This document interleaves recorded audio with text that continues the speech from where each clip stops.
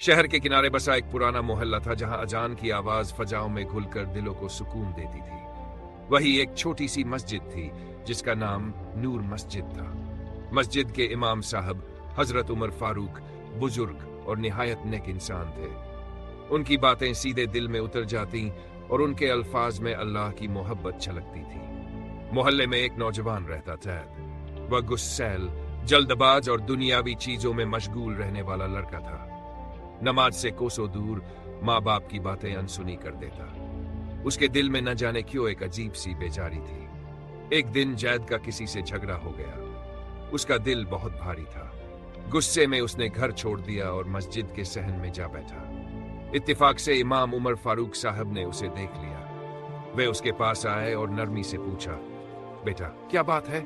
तुम्हारा चेहरा बुझा हुआ लग रहा है। जैद ने सर झुका लिया और धीरे से कहा, कोई समझता ही नहीं मुझे, सब मुझसे नफरत करते हैं। इमाम साहब ने मुस्कुराकर कहा, अल्लाह तो तुमसे मोहब्बत करता है, अगर वो ना चाहता तो तुम्हें यहां ना लाता।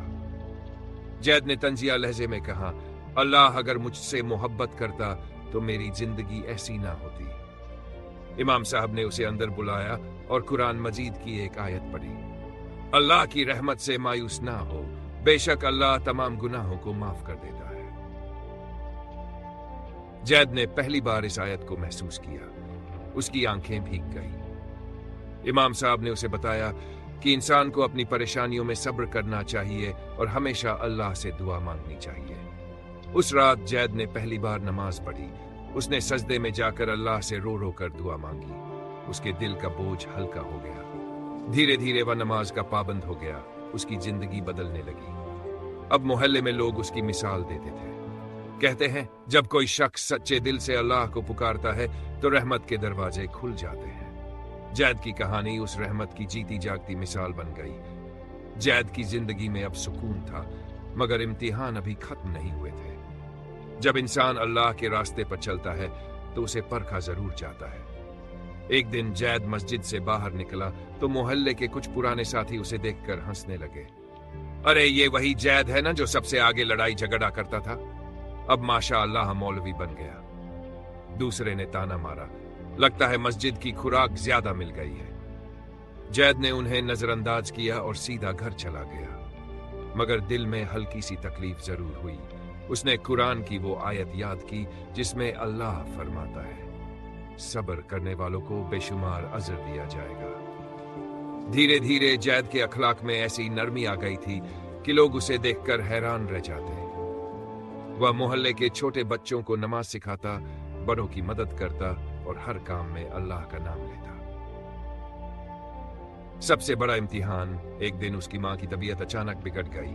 उन्होंने जैद का हाथ थामा और कहा, बेटा डॉक्टर ने कहा है कि अब जिंदगी का कोई भरोसा नहीं, अल्लाह से दुआ करना। जैद ने रात भर सजदे में रहकर दुआ मांगी। उसकी आंखों से आंसू नहीं रुकते थे। उसने अल्लाह से कहा, या अल्लाह अगर मेरी मां को शिफा दे देगा तो मैं अपनी पूरी जिंदगी तेरी राह में लगा दूंगा। फजर की अजान हुई। वह मस्जिद गया और वहीं बैठकर कुरान पढ़ने लगा।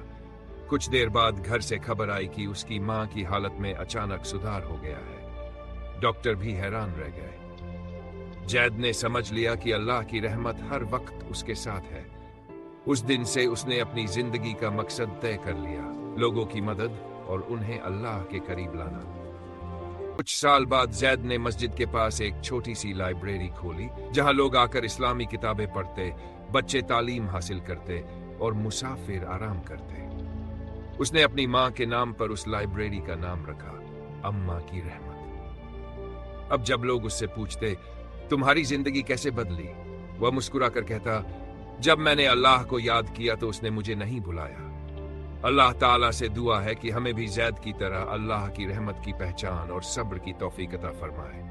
अल्लाहुम्मा अमीन।